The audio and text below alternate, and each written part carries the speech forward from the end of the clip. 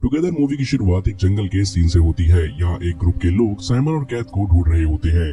इस search party के साथ दो डॉग्स भी होते हैं। ये डॉग्स एक केव के अंदर जाते हैं और एक छोटे से पूल से पानी पी लेते हैं। पानी पीने के बाद दोनों डॉग्स एक दूसरे को अजीब तरीके से देखने लगते हैं। रात को कुछ स्ट्रेंज होता है और ये डॉग्स ऐसे बिहेव करते हैं जैसे एक दूसरे के साथ फ्यूज हो रहे हो या एक ही क्रीचर बन रहे हो। और फिर सीन कट हो जाता है। नेक्स्ट सीन में हम एक कपल से मिलते हैं, मिली और टिम। ये दोनों काफी टाइम से साथ हैं, लेकिन अभी तक इनकी शादी नहीं हुई है।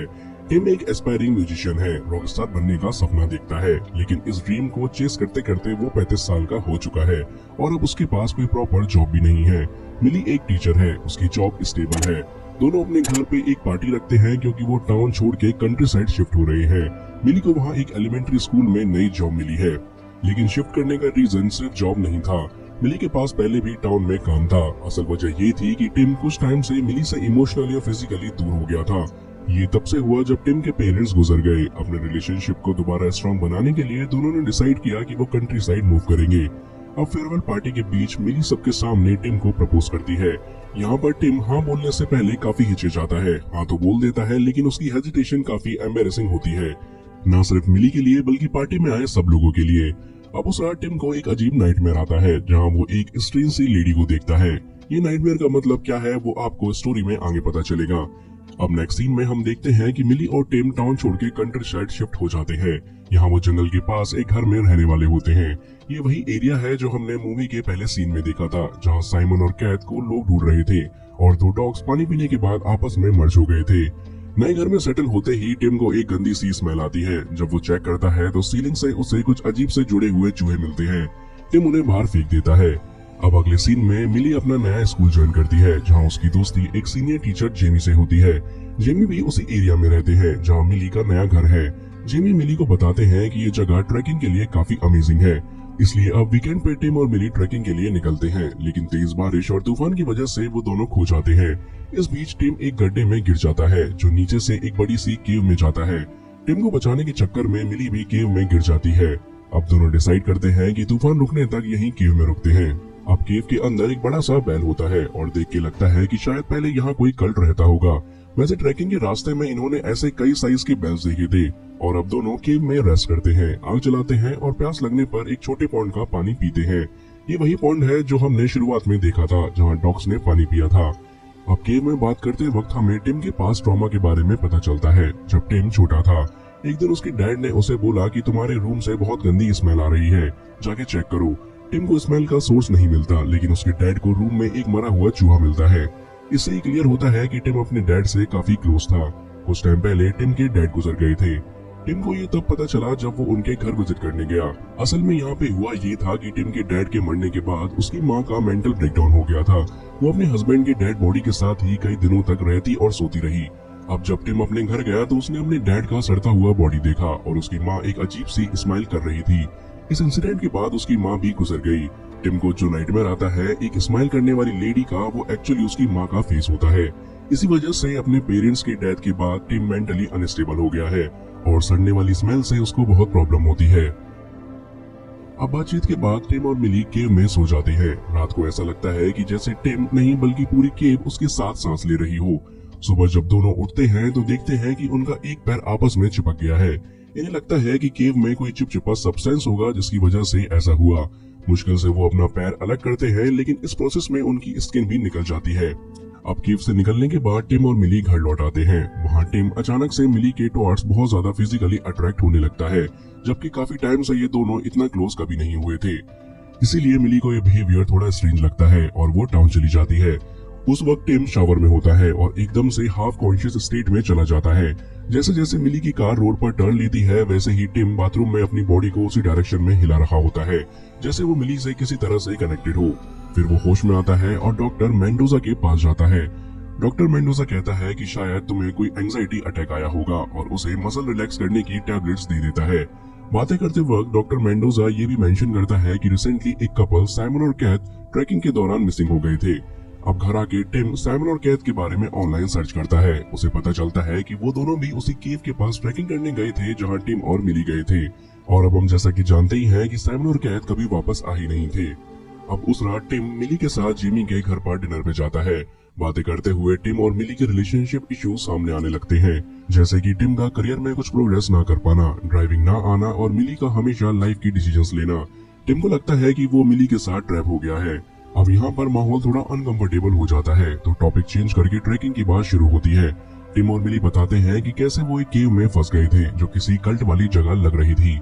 ये सुन के जेमी बताता है कि पहले वहाँ एक न्यू एज चर्च होता था, लेकिन मेंबर्स कम होते गए। फिर कुछ नेचुरल डिजास्टर की वजह से वो चर्च कोलैप्स हो गया और अब वो एक एबंडन्ड केव बन चुका है।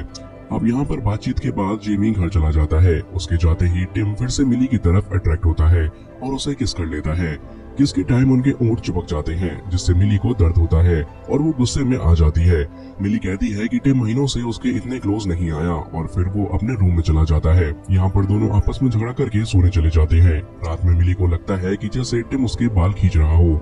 जब वो लाइट ऑन करती है तो देखती है कि टिम के मुंह के अंदर उसके बाल है, जैसे वो उन्हें निगल रहा हो। मिली तुरंत अपने बाल उसके मुंह से निकाल लेती है और दोनों शॉक हो जाते हैं। टिम का कहना होता है कि उसे पता ही नहीं चला कि कब इतने सारे बाल उसके मुंह में आ गए।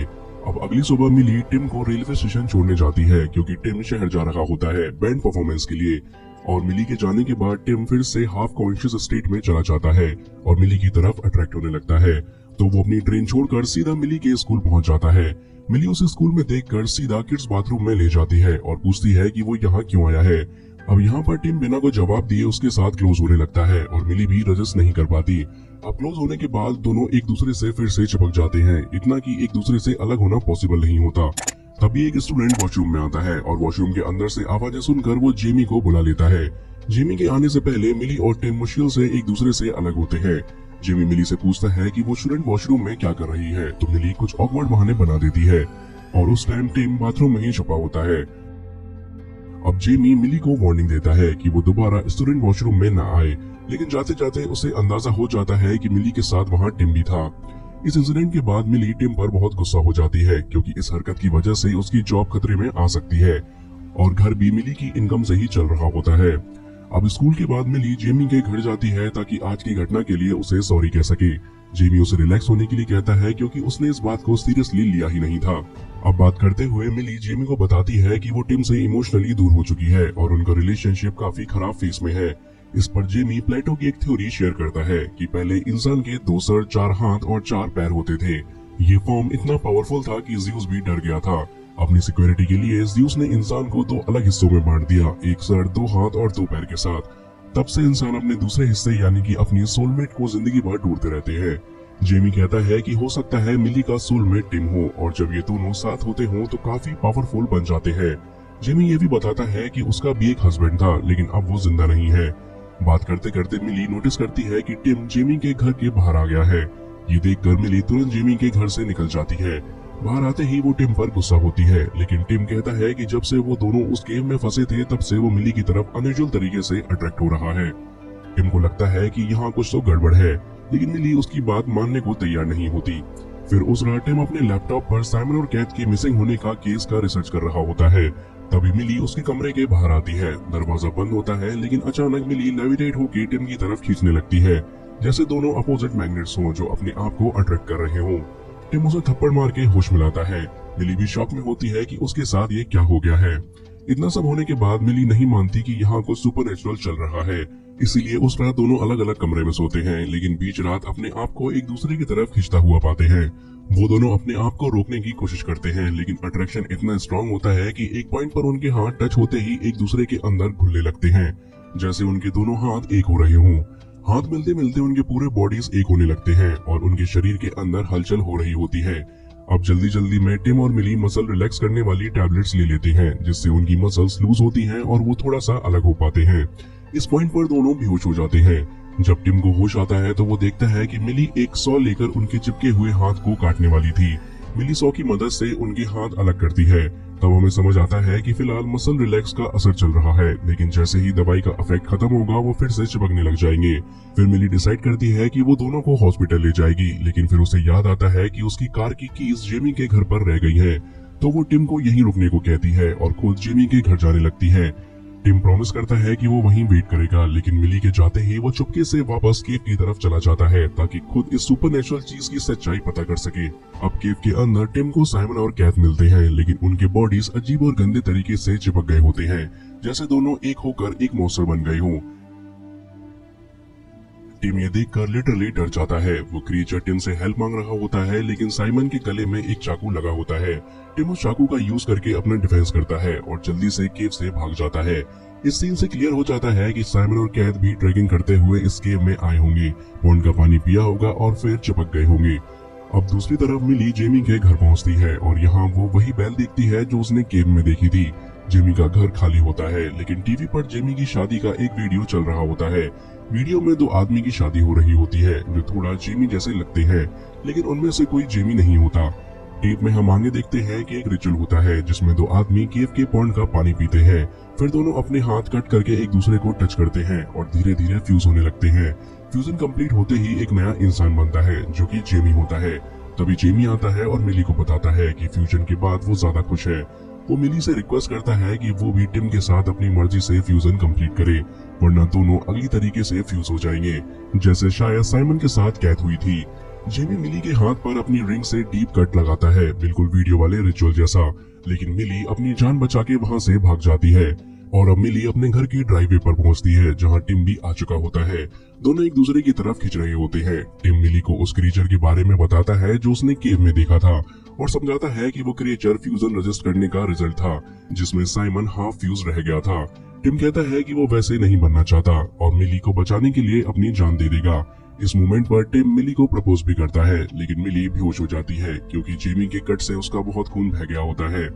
होश आने पर मिली पाती है कि टिम उसके हाथ से फ्यूज होके उसको ब्लड फ्लो दे रहा है, जिससे उसकी जान बची। अब दोनों अपनी किस्मत एक्सेप्ट करते हैं और मिली के फेवरेट सॉन्ग पर डांस करते हुए धीरे धीरे फ्यूज होने लगते हैं, पूरा का पूरा शरीर, यहाँ तक कि उनकी आंखें तक। ऐसा लगता है कि वो सिंगल बीइंग बन रहे हों और सीन यहीं कट हो जाता है।